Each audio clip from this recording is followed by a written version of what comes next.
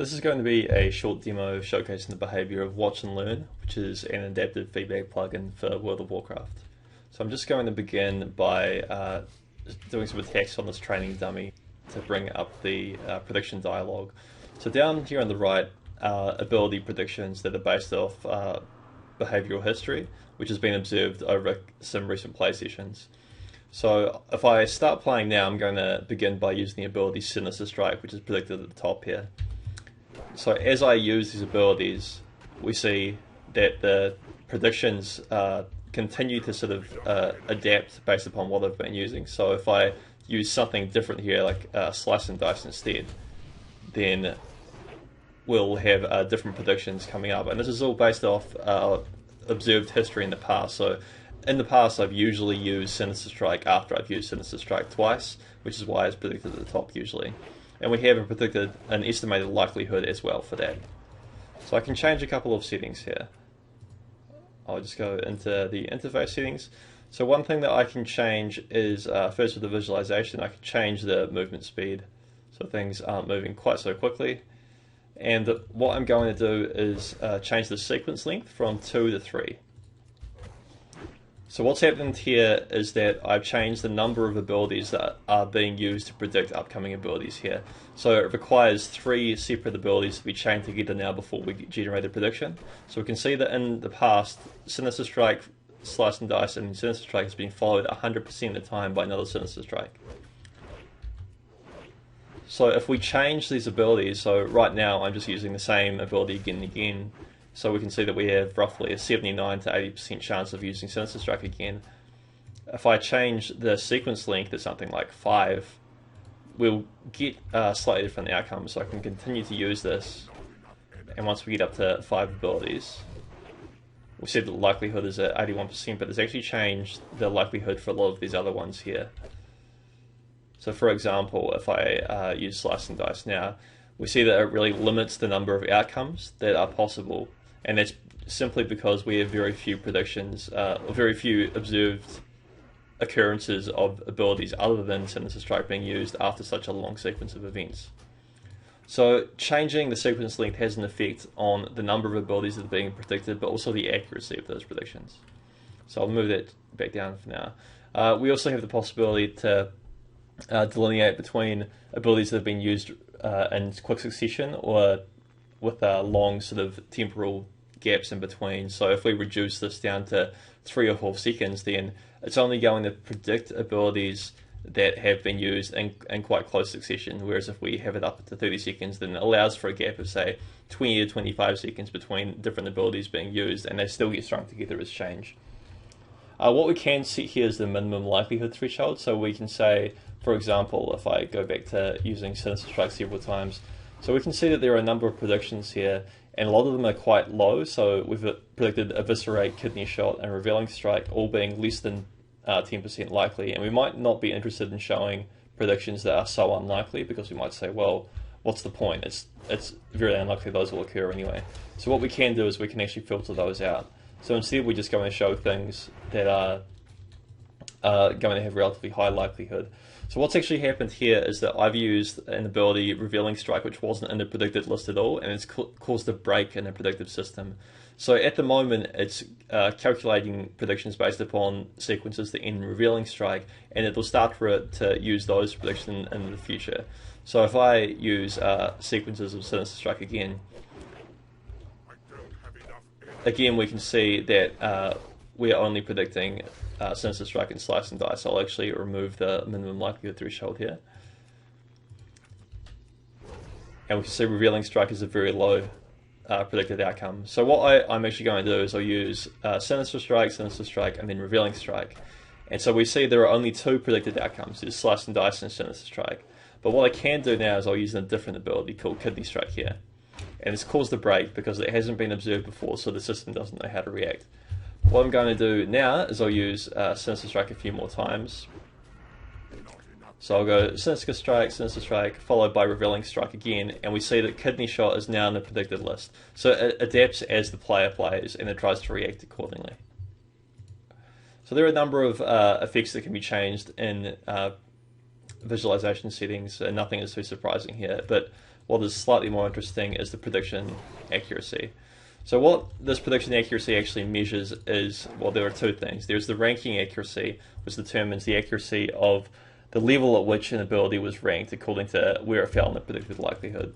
So if I continue to use the topmost ranked ability, which continues to be Sinister Strike here, then we approach a rank accuracy of 1 for the last 3 abilities.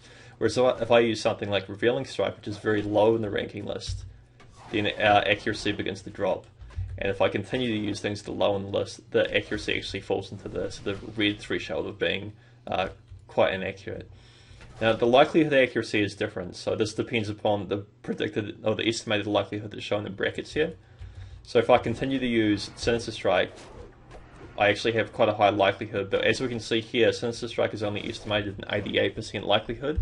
So even though I continue to use the top ranked ability, it's never going to surpass the predicted likelihood shown here. And this is meant to reflect the fact that there is some unpredictability or some amount of estimation and essentially what amounts to guessing. So there still is sort of a 20% confidence uncertainty there, even if we do continue to predict the right things. So as well as providing predictions based upon your own historical behavior, Watch and Learn allows for subscription to different models from external sources. So if we look right now, I've got this character Elise, and she's level 7 rogue. If I look at the data, she's got 0 total events recorded. So we haven't actually played on her yet with the predictive sequencing activated, which means that we aren't going to get any predictions if we perform any actions at the moment. So what I can do instead is I can subscribe to an external model. So if I look back in here, I'm going to select Yorion as being the model that we're going to be using. So if we remember Yorion, this is our character that we were playing on before. So he's a level 83 rogue, same class, which is actually kind of important. If we look in here, he has an observed event history, and there are 431 total events with 39 unique sequences recognized for a sequence length of 3.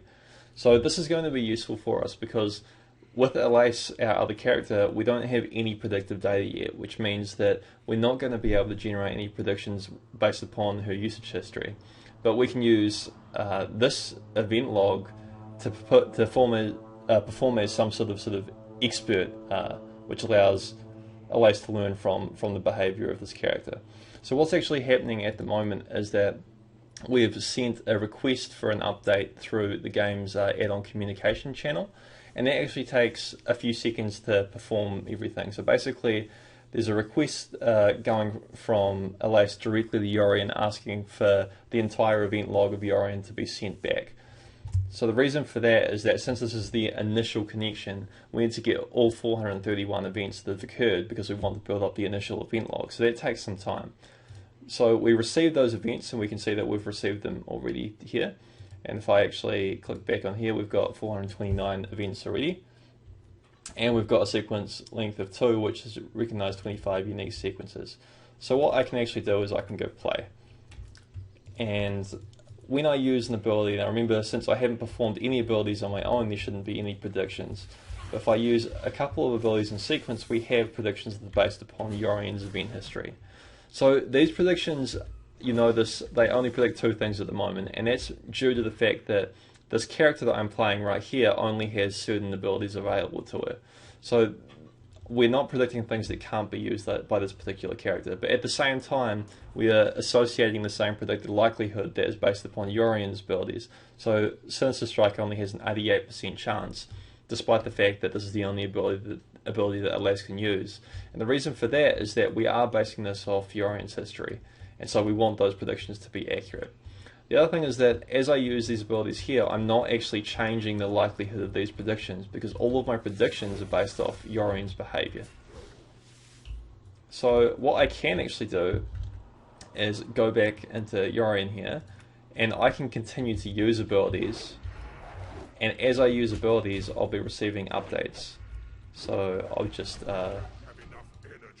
move quickly back to Elise, and we're actually getting updates in the background. So what I'm also going to do at the moment is just quickly move back to Elise's original model, because that's been built up in the background while we've been using Yorion's. So we've got a bunch of events here. I'm going to switch to all 8, and if we look here, there are 24 total events. So if I go and play now, there are actually going to be predictions based off a laser's history, not Yorian's. So we see the predicted likelihoods are different to what they were before. So something else that you can do with this is that you can use composite models. So you can have an arbitrarily large number of models and you can provide combinations. So these predictions are based upon combinations of event logs. These can be models including the player's own event log and external models, or they can be entirely driven off other players.